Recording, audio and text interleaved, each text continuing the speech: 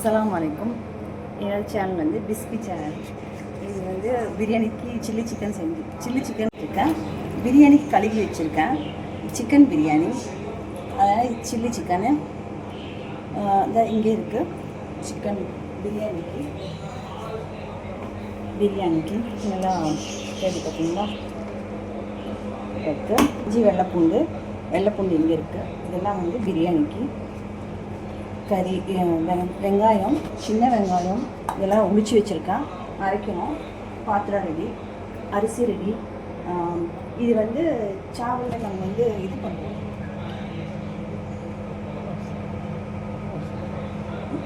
அரிசி பாயாசம். இதுக்கு வந்து இன்னொரு பேர் இருக்குன்னு சொல்லிட்டு முத்தஞ்சல். இது அரிசியில் பண்ணுறது. பிரியாணி அரிசியில் தான் பண்ண முடியும். நல்லா இருக்கும், டேஸ்ட்டாக இருக்கும்.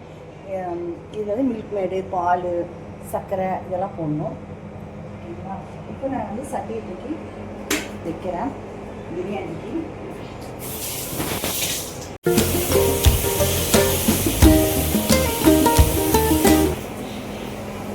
இது எனக்கு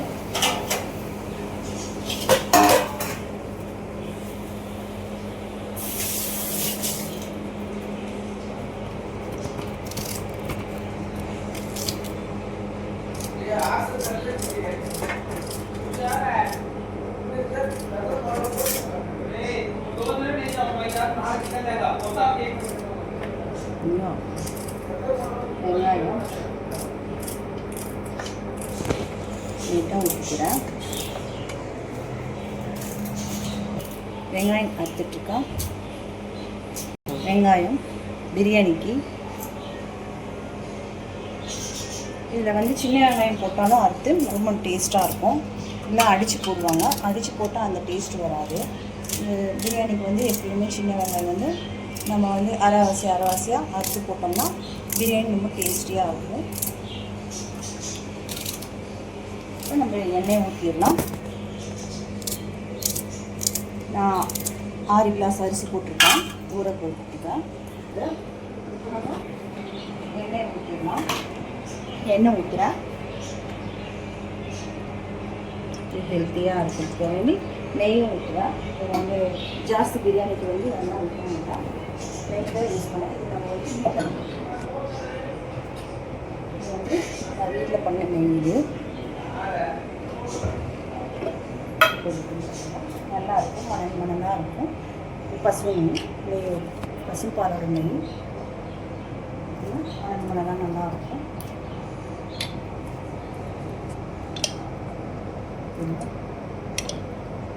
நெய் நிறையவே ஊற்றுறாங்க, டேஸ்டியாக இருக்கும் சாப்பாடு.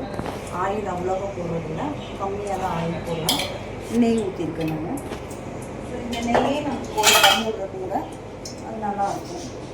எண்ணெய் சூடாக இருக்கும், நெய்யும் எண்ணெயும். அது வரைக்கும் நம்ம கொஞ்சம் சின்ன வெங்காயம் இருக்கும், அதையும் கொஞ்சம் அரைச்சி போட்டுருவோம்.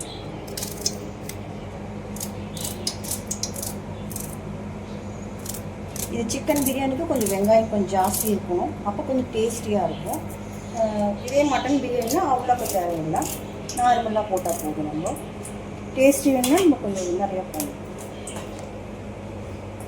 சின்ன வெங்காயம் எண்ணெய் சூடாகிற வரைக்கும் இதையும் நம்ம கட் பண்ணிவிட்டு நம்ம அது கூட சேர்த்து போட்டுட்டோம், நல்லாயிருக்கும்.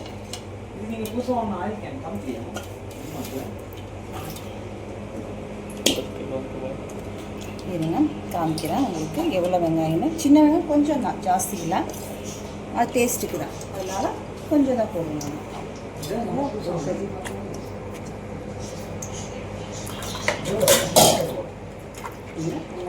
கலக்கிட்டு சேர்க்க போகிறேன்.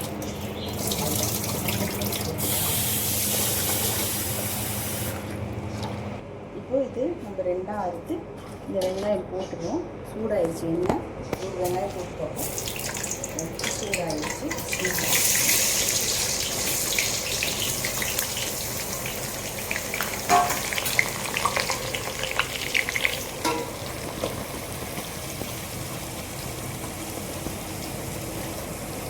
நம்ம கொஞ்சம் உப்பு போட்டுக்குவோம், கல் உப்பு. சீக்கிரம் வதங்கிறதுக்கு கல் உப்பு போடுறோம். கல் உப்பு கொஞ்சமாக போட்டிருக்கோம். போதும். ஏன்னா சீக்கிரம் வதங்கிறதுக்கு கல்லுப்பு போட்டிருக்கோம். இப்போ நம்ம இந்த சின்ன வெங்காயத்தை நம்ம அறுக்க போகிறோம்.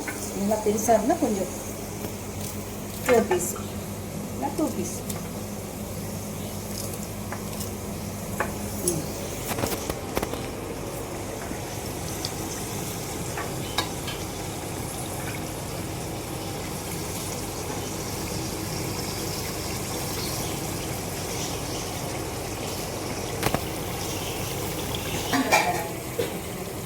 இது வந்து நம்ம சாப்பாட்டுக்கு தண்ணி வச்சுக்கலாம். கூட ஆச்சுன்னா சீக்கிரமாக நம்ம வேலை சீக்கிரம் முடியும். அதனால் இது வச்சுருக்கேன். இது சாப்பாட்டுக்கு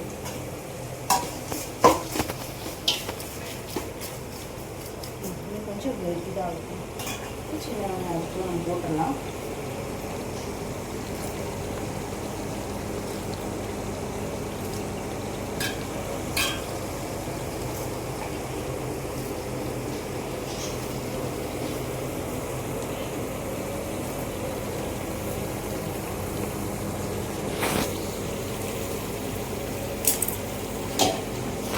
நான் சின்ன வெங்காயத்தை போடுறேன்.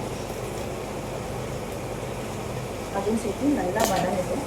நல்லா வதங்கினாதான் சாப்பாடு நல்லா இருக்கும். பிரியாணி டேஸ்டியாக இருக்கும். சிக்கன் பிரியாணிக்கெலாம் கொஞ்சம் எந்த பிரியாணி இருந்தாலும் நம்ம வெங்காயம் நல்லா வதங்கினா தான் அந்த மசாலா வந்து ரொம்ப நல்லா இருக்கும்.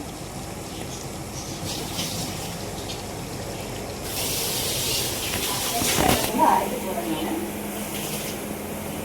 அது வதங்குற வரைக்கும் இஞ்சி பூண்டெல்லாம் அடிச்சு வச்சுருவேன். அடிச்சோன்னா இது நாங்கள் வீட்டுக்கு செய்கிறதுனால நான் எப்பொழுதும் இந்த ரெகுலராக வந்து கொஞ்சம் நிறையாவே அடித்து வச்சுருக்குவேன். அளவெல்லாம் கிடையாது. சும்மா நான் வந்து நிறையா அடித்து வச்சுட்டோம்னா பிரியாணிக்கும் போட்டு மிச்சம் இருந்துச்சுன்னா ஃப்ரிட்ஜில் எடுத்து ஸ்டோர் பண்ணி வச்சுக்கலாம். இதே ஸ்டோர் பண்ணி வச்சோம்னா அப்பப்போ அடிக்க முடியாது. எங்கள் வீட்டில் வந்து நிறையா எது பார்த்தாலும் இந்த கறி மீன் இதெல்லாம் இருந்தாலும் சாப்பிட மாட்டாங்க. அப்பப்போ அடிச்சுட்டுலாம் இருக்க முடியாது. ஸோ வந்து நான் பிரியாணிக்கு செய்தி தான் அடிச்சு வச்சுருக்கேன். இது வெள்ளைப்பூண்டு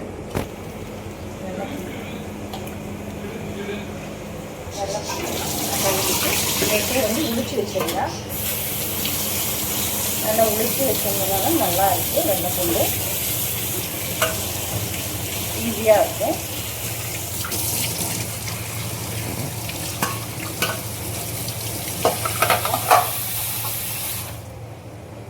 இப்போ நான் வந்து அடிக்க போகிறப்போ இஞ்சி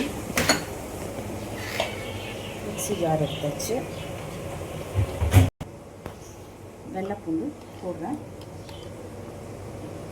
பார்த்தீங்கன்னா வெள்ளைப்பூண்டு ஃபுல்லுமே போடல. அது கொஞ்சம் எக்ஸ்ட்ரா இருக்கிறதுனால வச்சுட்டேன். இஞ்சி கழுவி வச்சுருக்கேன்.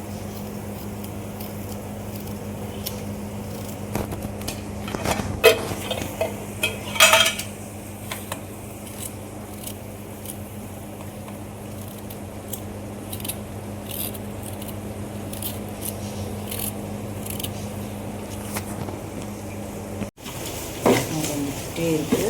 இது வதங்கணும். வதங்கினதுக்கப்புறம் அதுக்கு நம்ம இஞ்சியை அரைச்சிட்டு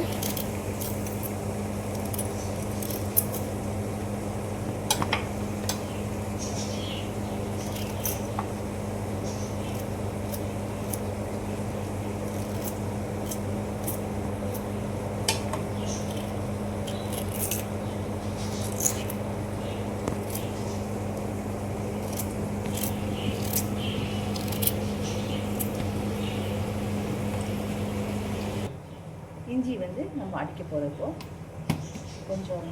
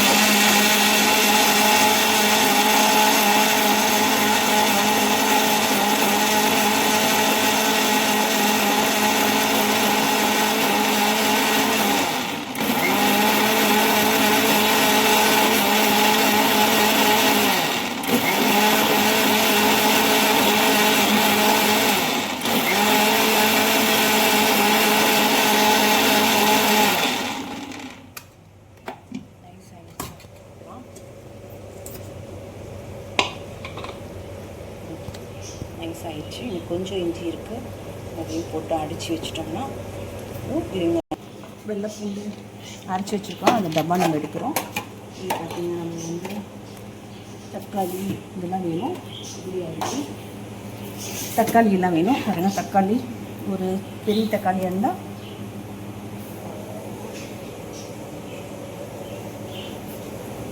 5 தக்காளி போடணும். 5 தக்காளி போட்டால் நல்லாயிருக்கும்.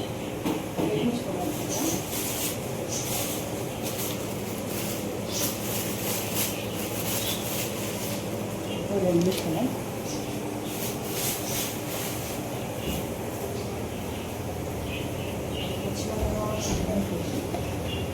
இஞ்சி வெள்ளை டப்பா வதங்கிடுச்சான்னு பார்ப்போம். நல்லா வதங்கிடுச்சுன்னா அப்புறமா பூ போடணும். எல்லாமே இன்னும் வதங்கணும். இது இப்போ லேசாக தான் வதங்கி இருக்குது. வதங்கட்டும். இது வதங்குற வரைக்கும் நம்ம வந்து ஒவ்வொரு வேலையும் முடிச்சிடுவோம். இது வெஞ்சி இதுக்கு நம்ம இஞ்சி போட்டு ஸ்டோர் பண்ணி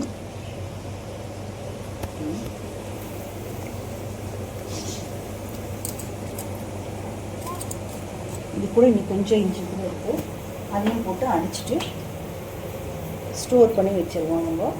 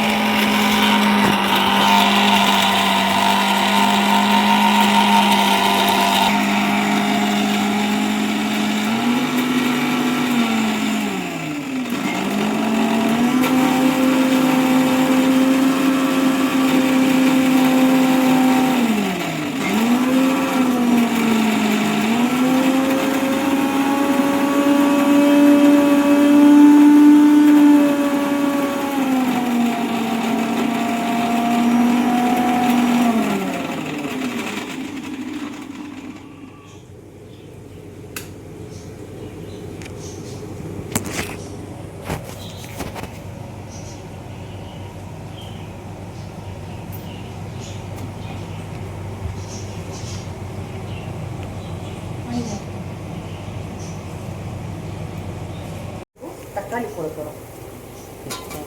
தக்காளி போட்டு நல்லா வதங்கிட்டதுக்கு அப்புறம் தான் இஞ்சி பூண்டு பேஸ்ட்டு போடுவோம்.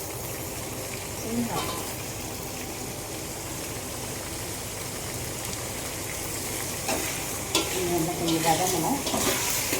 வெங்காயம் வதங்கிடுச்சு. இப்போ தக்காளி நல்லா வதங்கணும். நல்லா வதங்கிட்டு தண்ணி சூடாயிடுச்சு. அரிசி வச்சு தண்ணி சூடாயிடுச்சு.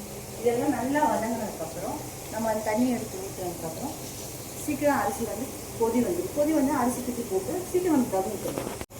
அரிசி வச்சுருக்கேன், புதினா வச்சுருக்கேன். இதெல்லாம் கொஞ்சம் வதங்கினதுக்கப்புறம் இதெல்லாம் போட்டுக்கணும்னா டேஸ்டியாக இருக்கும். அதாவது நம்ம எவ்வளோ வதங்கி நம்ம சாப்பாடு செய்கிறோமோ அவ்வளோ நல்லாயிருக்கும். பிரியாணிக்குள்ள கொஞ்சம் வதங்கணும். கொஞ்சம் வதங்கினா தான் நல்லாயிருக்கும், டேஸ்டியாக இருக்கும் பிரியாணி. பிரியாணி செய்யலைனால கண்டிப்பாக பிரியாணி செய்யணும். பிள்ளைங்களுக்கு ஃபர்ஸ்ட் டைமாக நான் வந்து யூடியூப் சேனலுக்கு பண்ணுறதுனால எனக்கு கொஞ்சம் படப்படப்பு இருக்குது. அதனால் இப்போ ரெகுலராக கொஞ்சம் டெய்லி இது போடணும். நம்ம போடுறோம். தக்காளி நல்லா மசிஞ்சிருச்சு, அதனால் இது போடுறோம். அதுக்கப்புறம் இஞ்சி வெள்ளை பூண்டு போடுறோம்.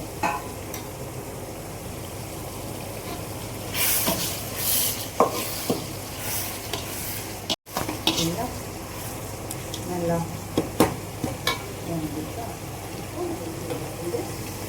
சரியா 6 கிளாஸ் 5 கிராமுக்கு மேலேயே இருக்கும். போட்டால் தான் நல்லாயிருக்கும். சிக்கன் பிரியாணிக்கு இஞ்சி போட்டு நல்லா போட்டால் தான் வந்து கொஞ்சம் நல்லாயிருக்கும். நெக்ஸ்ட்டு வந்து நம்ம நல்லா கலக்கி விட்டுட்டு நல்லா கலக்கணும். மிக்ஸ் ஆகும், ஸ்மெல் வரணும். வேறு இதுதான்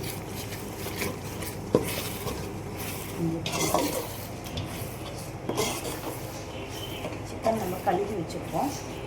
போட்டதுக்கப்புறம் கரம் மசாலா போடுவோம். கரம் மசாலா வந்து 4 ஸ்பூன் போடணும். சின்ன ஸ்பூன் தான், 4 ஸ்பூன், 4 5 கூட போடலாம். இல்லை தான் 3 4 5. பிரியாணிக்கு மசாலா தான் முக்கியம். பிரியாணி மசாலா தான் முக்கியம். அதுக்கப்புறம் நம்ம மிளகாத்தூள் எங்கள் வீட்டில் காரம் ஜாஸ்தி ஆக மாட்டாங்க, அதனால் 2-3 ஸ்பூன் போடுறேன்.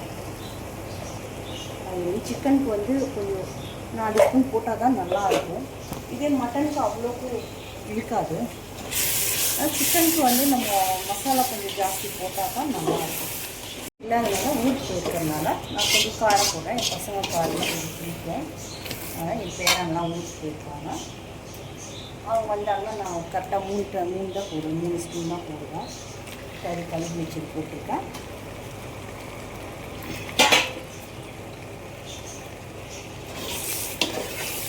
நம்ம முதலே கறி வெங்காயம் வதக்கும் போதே இது போட்டோமா, உப்பு போட்டதுனால கொஞ்சம் வெங்காயம் உப்பு இருக்கும்.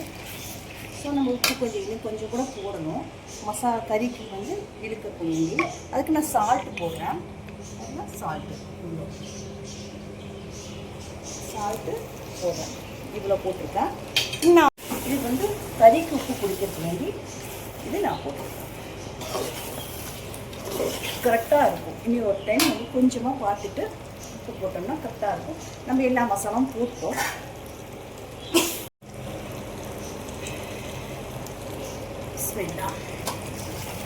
தண்ணி ஊற்றணும், கரெக்டாக இருக்கும் தண்ணி.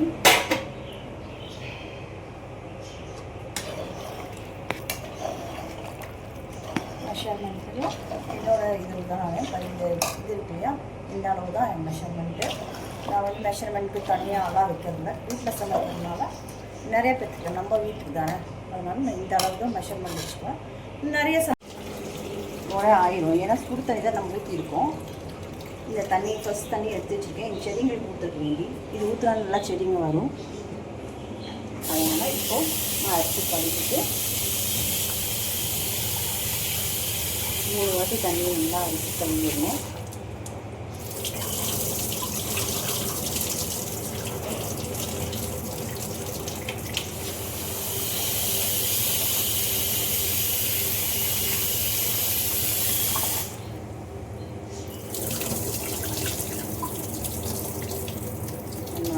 கழுவுவேன், ஏன்னா கொஞ்சம் அரிசியாக இருந்துச்சுன்னா. நாங்கள் பாஸ்மதி அரிசி யூஸ் பண்ண மாட்டோம், சீரக சம்பா தான் யூஸ் பண்ணுவோம். நாங்கள் பாஸ்மதி அரிசி யூஸ் பண்ண மாட்டோம். எங்கள் பிள்ளைங்களுக்கு அது பிடிக்காது. ஃப்ரைட் ரைஸ் அந்த மாதிரிலாம் சாப்பிட்டுக்குவாங்க. பிரியாணிக்கு வந்து இந்த அரிசி தான் போட சொல்லுவாங்க. அதுதான் டேஸ்ட்டு. தமிழ்நாடோட டேஸ்ட் என்றைக்குமே பார்த்தீங்கன்னா அதில் தான் இருக்குது. இப்போ நம்ம அரிசி போட்டுடலாம்.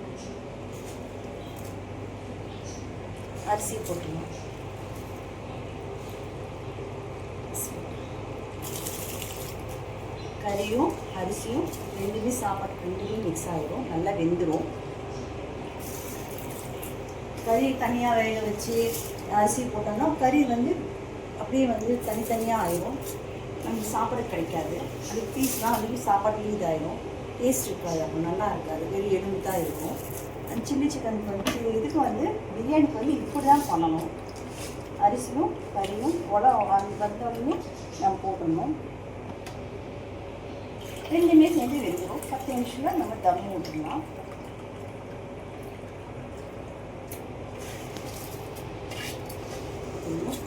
போட்டாச்சு.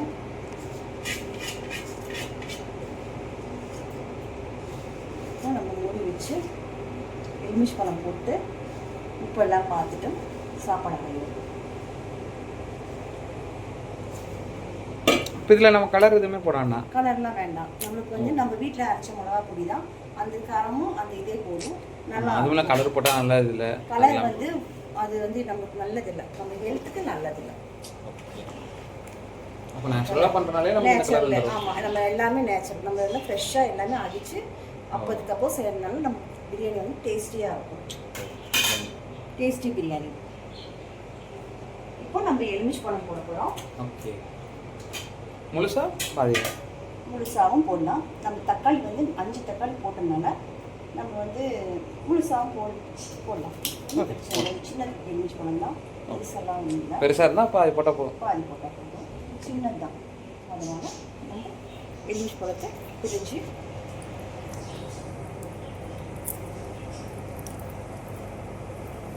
அவ்வளோதான்.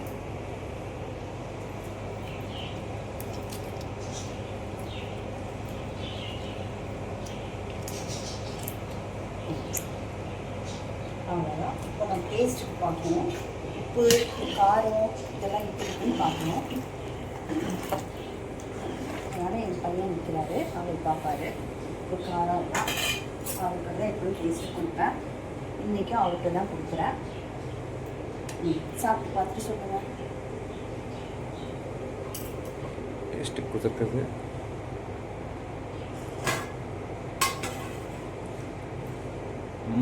செம்ம டேஸ்ட்டு. காரம் இல்லை டேஸ்ட்டாக இருக்குன்னு சொல்லிப்பாரு. கொஞ்சம் இருந்தாலும் எனக்கு சுருக்குன்னு இருக்குது கரெக்டாக. கொஞ்சம் உப்பு போடணும். உப்பு போடுறேன் நான். எனக்கு இப்போ அரிசி போட்டனாலயா? கண்டிப்பாக நான் உப்பு போடுவேன், அதனால் போடுறேன். நாங்கள் உங்ககிட்ட முதலே சொன்னீங்க, வெங்காயத்துக்கு ஒரு டைமு, கறிக்கு ஒரு டைமு, அரிசிக்கு ஒரு டைம் போடுவேன். அப்போ தான் வந்து அந்த இப்போ தான் கன்ஃபியூஸ் ஆகாதா? கன்ஃபியூஸ் ஆகாது. எதுக்காக அப்போ டேஸ்ட் பண்ணி பார்த்தோம்னா கன்ஃபியூஸ் ஆகுது. இல்லை இப்போல்லாம் யாருமே டேஸ்ட் பண்ணியே பார்க்கறதில்ல. இல்லை இப்போ நம்ம ரெகுலராக எப்போ பண்ணும்போது டேஸ்ட் பண்ணி பார்ப்போம். இவங்க இப்போ என்னென்னா பண்ணால் இது கரெக்டாக இருக்கும், போட்டால் அப்படி இருக்குன்னு நினச்சிட்டு யாருமே டேஸ்ட் பண்ணுறதே இல்லை. இப்போ நம்ம மூடி வச்சிடும். 2 கொதி வந்துருச்சுன்னா நம்ம அரிசி சாப்பாடு தம் விட்டுறணும். ஓ சூப்பர். தெரியுங்களா? சாப்பாடு தண்ணியெல்லாம் இழுத்து நல்லா இருக்கும். இப்போ நம்ம தம் போட்டோம்னா சரியாக இருக்கும். தண்ணி அளவு கரெக்டாக இருக்குது, கொஞ்சம் இதாக இருக்கும். நம்ம தம் போட்டுருவோம்.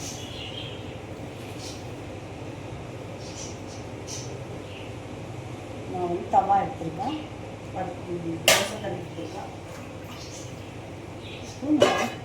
தோசைக்கல் எடுத்து